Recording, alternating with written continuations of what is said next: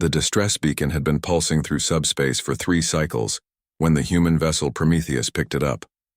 Captain Eva Chen studied the holographic display, her dark eyes narrowing at the coordinates. The signal originated from Kepler 442b, a planet the Galactic Council had classified as extreme hazard, non-colonizable. Should we ignore it? Luis Rodriguez, her first officer, asked from his station. His fingers hovered over the navigation controls, awaiting her decision. Eva shook her head. Someone's dying out there. We don't leave people behind, Luis grinned. That was exactly what he'd expected her to say. Humans had only joined the galactic community 5 years ago, and they were already developing a reputation, though not the one they'd hoped for. Where other species saw danger, humans saw challenge.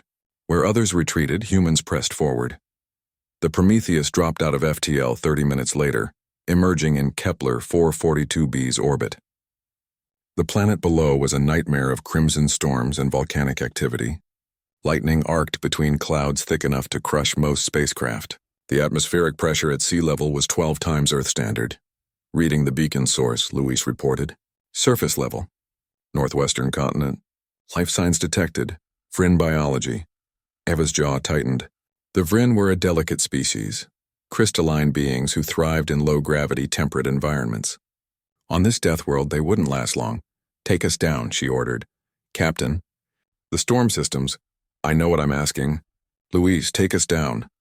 The Prometheus shuddered as it entered the atmosphere. Hull plating screamed under the pressure.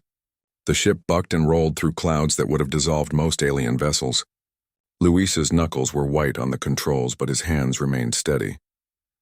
He'd flown through Earth's hurricanes for fun as a teenager.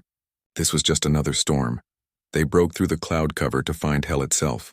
Rivers of lava crisscrossed the landscape. The air shimmered with heat that registered off their sensors' scales. And there, perched precariously on a ridge between 2 active volcanic vents, sat a Vryn scout ship.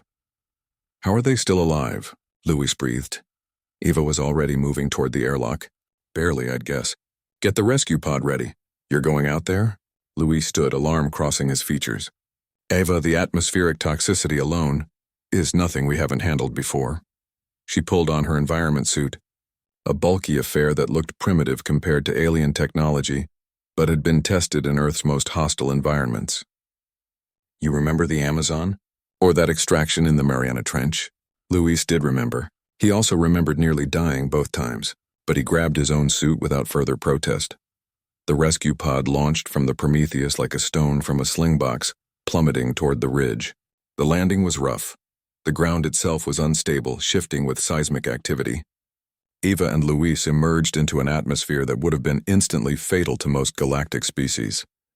The Vryn ship's hull was cracked, its crystalline structure fracturing under the extreme conditions. Through the fissures, Eva could see 3 Vryn inside, their normally luminous bodies dim and flickering. We need cutting tools, she said, assessing the situation. Their airlock is fused shut. Luis was already pulling plasma cutters from their equipment pack. On it. They worked quickly, racing against the planet's fury. The ground trembled beneath them. A geyser of superheated gas erupted 50 meters away, close enough that Eva felt it through her suit's environmental controls. Luis didn't even flinch, maintaining his steady cut through the alien metal. When the opening was large enough, Eva squeezed through. The interior of the Vryn ship was a disaster. Crystalline bodies lay scattered, 2 of them already dark, dead. But one Vryn still pulsed with faint light. Hang on, Eva whispered, though she knew the being couldn't understand her language. She cradled the Vryn carefully. They were fragile, like holding structured glass, and carried them back toward the opening. That's when the ridge began to collapse. Move, Luis shouted, grabbing Eva's arm and pulling her through the opening. They ran. The Vryn clutched to Eva's chest as the ground literally fell away behind them. The Vryn scout ship tumbled into a river of lava, its hull melting instantly. They reached the rescue pod with seconds to spare. Luis slammed the hatch closed as a wave of molten rock crashed against its shields. The pod's engines screamed, fighting against gravity and heat to climb back toward the Prometheus. Inside the medical bay, Dr. Yuki Tanaka worked frantically to stabilize the Vryn. The being's crystalline structure was fractured in dozens of places, its internal light barely visible.